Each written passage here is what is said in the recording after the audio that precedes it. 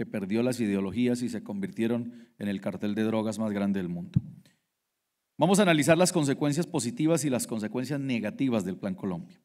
En muchos aspectos, el Plan Colombia cumplió efectivamente con sus objetivos, pero también hubo consecuencias inesperadas, resultados que no eran los previstos, algunos directamente vinculados con la iniciativa y otros que surgieron en el contexto de su implementación.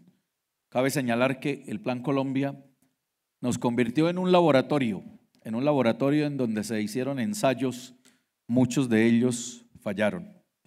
Lo positivo: aunque se cuestiona el enfoque guerrerista del Plan Colombia, el fortalecimiento de las fuerzas militares, de las Fuerzas Armadas, sí contribuyó a reducir significativamente los homicidios, las masacres, los secuestros, los desplazamientos. Contribuyó a dar unas acciones de acuerdo a una ofensiva militar impulsada por la asistencia estadounidense, debilitó a las FARC de tal manera que hay una disposición más favorable de entablar un proceso de paz, y es como entran a esa negociación. Las cifras positivas: vemos unas reducciones en los homicidios de 28.837 en 2002 a 680.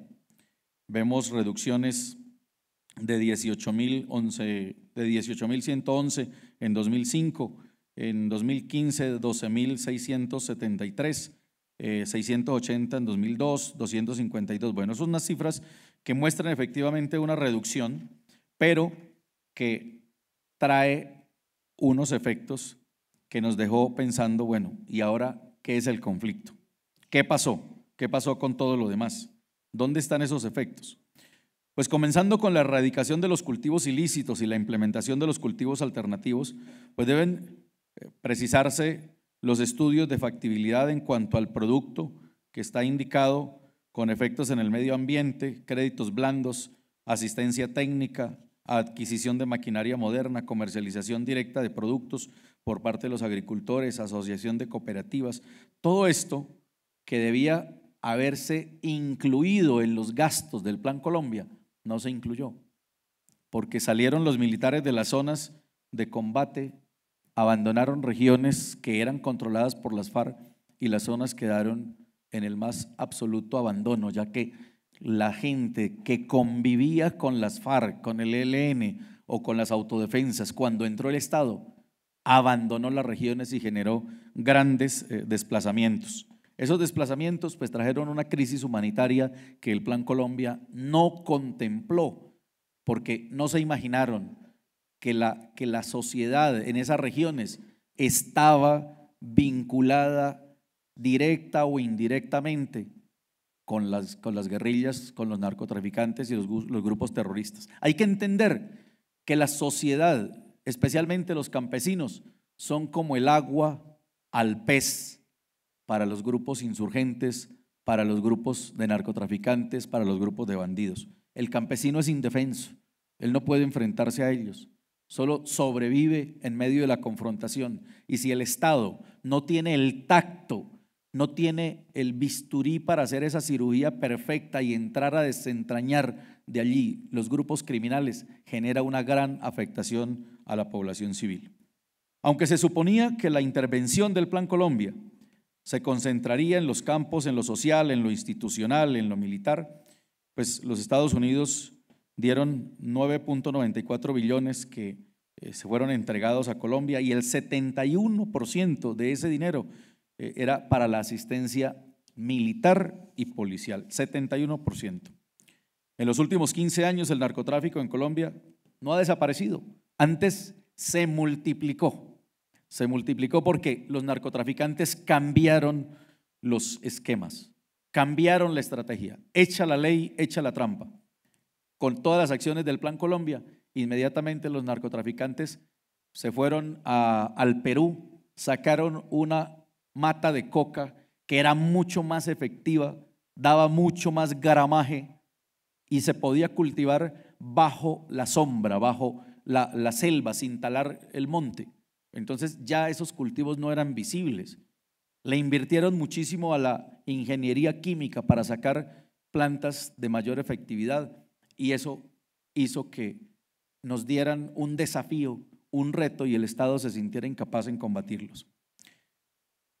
En los últimos 15 años se ha concentrado el mayor número de víctimas del medio siglo interno que ha habido en el país. En los últimos 15 años se ha profundizado la amenaza de las llamadas bandas criminales. En los últimos años Colombia está más polarizada que nunca. En los últimos 15 años la adicción no solo está afuera, ahora está dentro, en los jóvenes, en las casas. Hay una desigualdad y hay una violencia. El Plan Colombia hizo que una gran parte de la violencia asociada al narcotráfico se trasladara ahora a México. Gran parte de esa violencia vino aquí. Aquí en México hubo en años 2009, 2010, 2011 la muerte de muchos colombianos aquí. Y resulta que ninguno era bueno. Estaban metidos con el narcotráfico y vinieron acá a hacer ajustes de cuentas. Desde Colombia se venían a asesinar a sus correspondientes narcotraficantes porque no les pagaban y otros desde aquí iban allá a hacer lo mismo y viceversa. ¿Qué ha pasado en Estados Unidos? En paralelo, en Estados Unidos, los precios de la cocaína no han sufrido ningún cambio. Sigue siendo un negocio. En los Estados Unidos, antes aumenta el precio para que aumente la oferta. El subsecretario de Estado para Asuntos Internacionales de Narcóticos y Ley de Asuntos de Aplicación, William Bromfield, reportó en noviembre de 2015 que el consumo de esa sustancia iba en aumento y esta fue una de las alertas. En Estados Unidos solo quieren que los países productores dejen de producir, pero ¿cómo se deja de producir si allá la demanda cada vez es más grande? Solo les interesa coger los cargamentos de dólares para que les devuelvan la plata a ellos, pero no hay una política que evite el consumo o que controle las mafias que hay dentro de los Estados Unidos para pasar los cargamentos de droga. Y si hablamos de la violación de los derechos humanos, aunque los grupos armados ilegales cometieron más homicidios, masacres, desapariciones, secuestros, desplazamientos, violencia sexual y otros delitos, las fuerzas de seguridad colombianas protegidas por Estados Unidos cometieron una proporción alarmante de abusos, especialmente durante los primeros años del Plan Colombia. Ejemplo de ello serían lo que ya les había mencionado, los más de 3.000 casos de falsos positivos que presuntamente cometió el ejército entre el 2002 y el 2011. Las alianzas de militares, de policías y de integrantes del DAS, que era la Agencia de Inteligencia del Estado, con paramilitares, y las famosas chuzadas, que fueron las interceptaciones ilegales a comunicaciones de periodistas, de sindicalistas y de personas críticas al gobierno de la época, pues generó esas consecuencias. ¿Cómo contrarrestar los abusos? Pues el Congreso de los Estados Unidos ha ido condicionando la entrega de esos derechos, cada vez le reduce más a Colombia los ingresos por concepto del Plan Colombia, se le redujeron las ayudas por incumplimiento de esas medidas, tales como la judicialización de los militares acusados de participar en esos falsos positivos. Hay militares que todavía no han sido juzgados por esos hechos y eso pues para el Parlamento de los Estados Unidos haber utilizado ese dinero para cometer este tipo de crímenes, eso está en cuestión. Aparece otro elemento que es la minería ilegal, entonces ya los narcotraficantes lavan dinero a través de la minería ilegal, que es tanto o incluso más poderosa que el mismo narcotráfico. Poner 2, 3 máquinas a sacar oro les da casi igual número de ganancias que producir media o una tonelada de cocaína. Aparecen las bandas criminales, que son grupos que se desmovilizaron y se organizaron en clanes similares a los grupos armados que hay en México. Fueron entrenados estas bandas criminales por narcotraficantes que tenían alianzas con México y llegaron allí, y por eso hoy tenemos grupos como el famoso Clan del Golfo. Allá también tenemos un golfo, que es el Golfo de Urabá. Se ubicaron en esa zona, que es una zona inhóspita, lejana, que no es controlada totalmente por el Estado, y allí pusieron el puerto en donde más droga sale hacia México y a los Estados Unidos. En 2003 a 2006, cuando ya estaba vigente el Plan Colombia, el gobierno acordó la desmovilización de los grupos paramilitares. Muchos recuerdan esa desmovilización de los paramilitares. Tan grave es el poder de algunas de estas bandas que el gobierno ha llegado a autorizar hasta el uso de bombardeos contra estas organizaciones. Ya no son bandas, sino guerrillas completas, porque son organizaciones que pueden pasar incluso de los 3.000 hombres. Hoy, con el avance del proceso de paz con las FARC y el ELN, con un reducido número de combatientes, muchos consideran a esos grupos criminales la principal amenaza para la seguridad del país.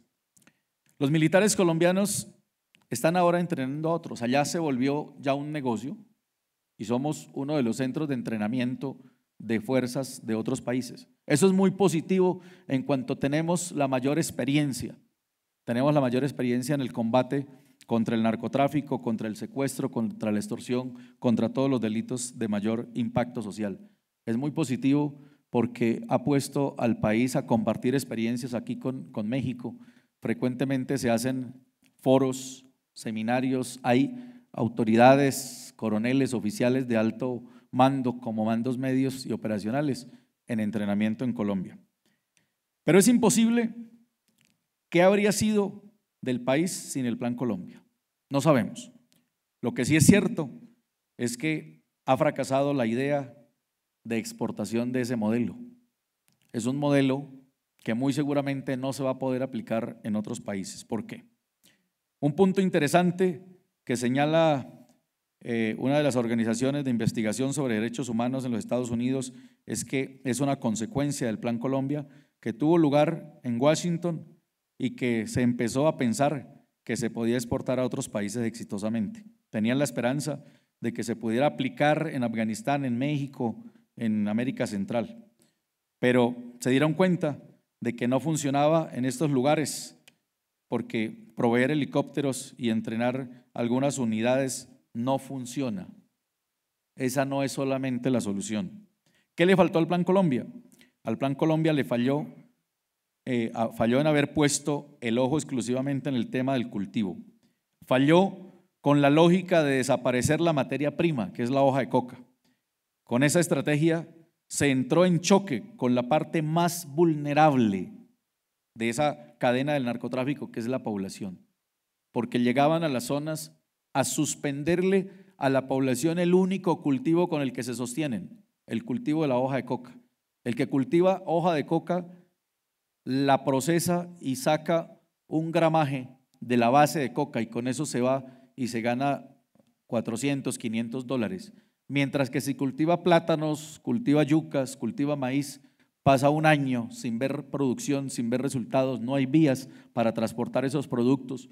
Por lo tanto, para ese campesino es más fácil cultivar coca y salir en un morral o en el bolsillo llevar ese kilo y entregarlo. Se vuelve más lucrativo porque lo hace en 2 o en 3 meses ya tiene resultados. Combatir el narcotráfico atacando el último eslabón de la cadena no es tampoco la fórmula y eso generó graves consecuencias sociales. Hoy el Plan Colombia falló en eso y por eso en los últimos años vemos que el narcotráfico en Colombia no ha desaparecido, ha mutado, se ha movido hacia otros países y el primer afectado para nosotros los colombianos ha sido México.